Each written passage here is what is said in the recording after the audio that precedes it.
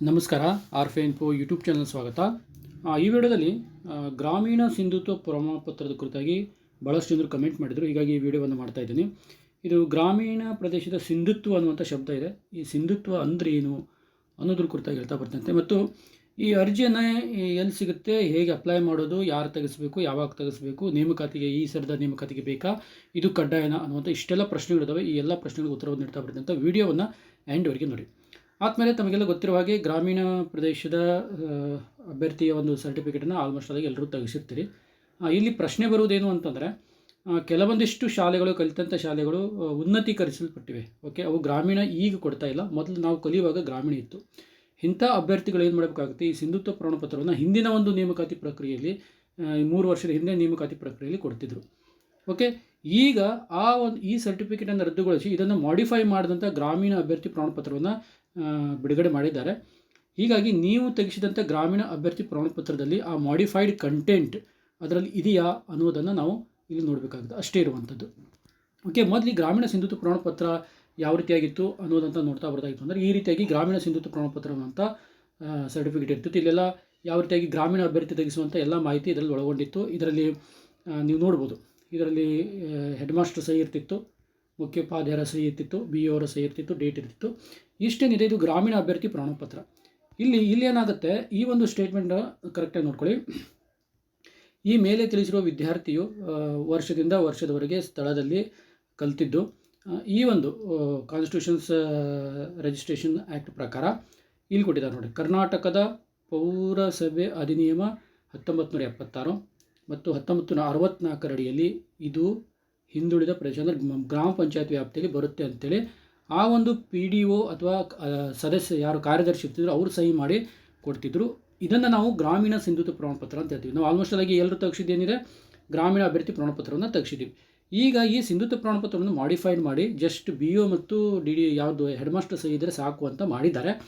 But ಇಲ್ಲಿ ಏನಾಗುತ್ತೆ, ನಾವು ತೆಗೆಸಿದಂಥ ಸರ್ಟಿಫಿಕೇಟ್ನಲ್ಲಿ ಈ ಸ್ಟೇಟ್ಮೆಂಟ್ ಇದೆಯಾ ಇಲ್ಲ ಅಂತೇಳಿ ನೀವು ಚೆಕ್ ಮಾಡ್ಕೋಬೇಕು. ನೀವು ನಿಮ್ಮ ಒಂದು ಗ್ರಾಮೀಣ ಅಭ್ಯರ್ಥಿ ಪ್ರಮಾಣಪತ್ರವನ್ನು ತಗೊಳ್ಳಿ, ಇಲ್ಲಿಂದ ಇಲ್ಲಿವರೆಗೂ ಸ್ಟೇಟ್ಮೆಂಟ್ ಇದೆಯಾ ಅನ್ನೋದನ್ನು ನೋಡಿ.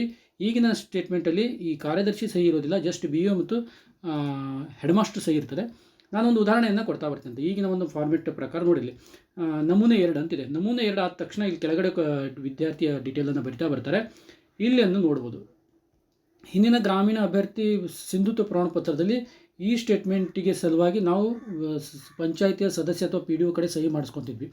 ಪ್ರೆಸೆಂಟ್ಲನ್ನು ಮಾಡಿಫೈ ಮಾಡಿಕೊಂಡು ಇದರಲ್ಲೇ ಇನ್ಕ್ಲೂಡ್ ಮಾಡಿಬಿಟ್ಟಿದ್ದಾರೆ. ಈ ಶಾಲೆಯು ಕರ್ನಾಟಕ ಪೌರ ನಿಯಮ ಅಧಿನಿಯಮ 1976 1964 ಅಡಿಯಲ್ಲಿ ಯಾವುದೇ ರೀತಿಯಾದ ಪರಿವರ್ತನಾ ಹಂತದ ಪ್ರದೇಶವಾಗಿಲ್ಲ, ಇದು ಗ್ರಾಮ ಪಂಚಾಯತಿ ವ್ಯಾಪ್ತಿಯಲ್ಲಿ ಬರ್ತಿತ್ತು ಅಂತ ಸ್ಟೇಟ್ಮೆಂಟ್ ಇದೆ. ನೀವು ನಿಮ್ಮ ಸರ್ಟಿಫಿಕೇಟಲ್ಲಿ ಈ ಸ್ಟೇಟ್ಮೆಂಟ್ ಇದೆಯಾ ಇಲ್ಲ ಅಂತೇಳಿ ನೋಡ್ಕೊಳ್ಳಿ. ಓಕೆ, ಈ ಸ್ಟೇಟ್ಮೆಂಟ್ ಇತ್ತು ಅಂತಂದರೆ ನೀವು ಗ್ರಾಮೀಣ ಅಭ್ಯರ್ಥಿ ಸಿಂಧುತ್ವ ಪ್ರಮಾಣಪತ್ರ ತೆಗೆಸುವಂಥ ಅವಶ್ಯಕತೆ ಇಲ್ಲ, ಸಿಂಧುತ್ವದ ಪ್ರಶ್ನೆ ಬರೋದಿಲ್ಲ ಅಲ್ಲಿ. ಅಕಸ್ಮಾತ್ ಈ ಸ್ಟೇಟ್ಮೆಂಟ್ ಇಲ್ಲದೇ ಇತ್ತು ಅಂತಂದರೆ ಏನಪ್ಪ ಅನ್ನುವಂಥ ಒಂದು ಪ್ರಶ್ನೆ ಬರುತ್ತೆ. ಆವಾಗಲೂ ಸಹಿತ ಏನೂ ಸಮಸ್ಯೆ ಇಲ್ಲ. ಓಕೆ, ಈ ಸಿಂಧುತ್ವ ಅನ್ನುವಂಥದ್ದು ಏನಿದೆ, ಜಾತಿ ಮತ್ತು ಗ್ರಾಮೀಣ ಸಿಂಧುತ್ವ ಏನಿದೆ, ನೀವು ನೇಮಕಾತಿ ಆದ ನಂತರ ಕೊಡುವಂಥದ್ದು ಇದು ಸಿಂಧುತ್ವದ್ದು. ಹೀಗಾಗಿ ಈ ಸ್ಟೇಟ್ಮೆಂಟ್ ನಿಮ್ಮ ಒಂದು ಗ್ರಾಮೀಣ ಅಭ್ಯರ್ಥಿ ಪ್ರಮಾಣಪತ್ರದಲ್ಲಿ ಇಲ್ಲ ಅಂತಂದ್ರೂ ಸಹಿತ ಪರವಾಗಿಲ್ಲ, ಯಾವುದೇ ಡೌಟ್ ಇಲ್ಲ. ಏನಾದರೂ ನೇಮಕಾತಿ ಪ್ರಾಧಿಕಾರ ನಿಮ್ಮೊಂದು ಗ್ರಾಮೀಣ ಸಿಂಧುತ್ವವನ್ನು ಮಾಡ್ಕೊಂಡು ಬನ್ನಿ ಅಂತ ಕೇಳಿದಾಗ ಮಾತ್ರ ನೀವು ತೆಗೆಸುವಂಥದ್ದು.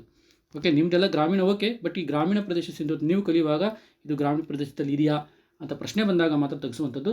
ಹೀಗಾಗಿ ಇದು ಇಷ್ಟಿತ್ತು ಅಂತಂದರೆ ಇದು ಬೆಸ್ಟ್. ಇದು ಅಕಸ್ಮಾತ್ ಇದು ಇಲ್ಲದೇ ಇದ್ದರೆ ಅದು ಸಹಿತ ಪ್ರಾಬ್ಲಮ್ ಇಲ್ಲ.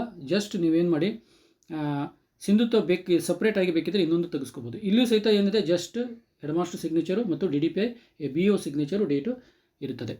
ಓಕೆ, ಹೀಗಾಗಿ ಈಗಿನ ಅಭ್ಯರ್ಥಿಗಳಿಗೆ ಗ್ರಾಮೀಣ ಸಿಂಧುತ್ವವನ್ನು ಈ ಗ್ರಾಮೀಣ ನಮೂನೆ 2ರಲ್ಲೇ ಸೇರಿಸಿಬಿಟ್ಟಿದ್ದಾರೆ. ನೀವು ಹೇಳ್ತಿರಲ್ಲ 2023 ಇವೆಲ್ಲ ಬಂದಿದ್ದಾವಲ್ಲ ಅಧಿಸೂಚನೆಗಳು, ಆ ಅಧಿಸೂಚನೆ ಅಡಿಯಲ್ಲಿ ಏನು ಮಾಡಿಬಿಟ್ಟಿದ್ದಾರೆ, ಮತ್ತು ಸಪ್ರೇಟ್ ಬೇಡ. ಮೊದಲೆಲ್ಲ ಏನಾಗ್ತಿತ್ತು, ನಮೂನೆ 2 ತೆಗೆಸ್ಬೇಕಾಗ್ತಿತ್ತು, ನೆಕ್ಸ್ಟ್ ಈ ಒಂದು ಸಿಂಧುತ್ವ ಪ್ರಮಾಣಪತ್ರವನ್ನು ತೆಗೆಸ್ಬೇಕಾಗ್ತಿತ್ತು. ಈಗ ಆ ಕೆಲಸ ಇಲ್ಲ, ಒಂದರಲ್ಲೇ ಮೆನ್ಷನ್ ಮಾಡಿರೋದ್ರಿಂದ, ಮತ್ತು ಇಲ್ಲಿ PDO ಅಥವಾ ಕಾರ್ಯದರ್ಶಿ ಸಹಿ ಬೇಕಾಗಿತ್ತು ಈ ಒಂದು ಫಾರ್ಮೆಟಿಗೆ. ಆದರೆ ಇಲ್ಲಿ ಅದನ್ನು ಸಹಿತ ಕ್ಯಾನ್ಸಲ್ ಮಾಡಿ BO ಮತ್ತು ಹೆಡ್ ಮಾಸ್ಟರ್ ಸಿಗ್ನೇಚರ್ಗೆ ಮಾತ್ರ ರೆಸ್ಟ್ರಿಕ್ಷನ್ ಇಟ್ಟಿದ್ದಾರೆ. ಹೀಗಾಗಿ ನಿಮ್ಮ ಫಾರ್ಮನ್ನು ಸ್ವಲ್ಪ ಕರೆಕ್ಟಾಗಿ ನೋಡ್ಕೊಳ್ಳಿ. ಈ ಸೆಂಟೆನ್ಸ್ ಇತ್ತು ಅಂದರೆ ಏನು ಟೆನ್ಷನ್ ಇಲ್ಲ, ಈ ಸೆಂಟೆನ್ಸ್ ಇಲ್ಲದೇ ಇತ್ತು ಅಂತಂದರೆ ಅದಕ್ಕೂ ಟೆನ್ಷನ್ ಇಲ್ಲ.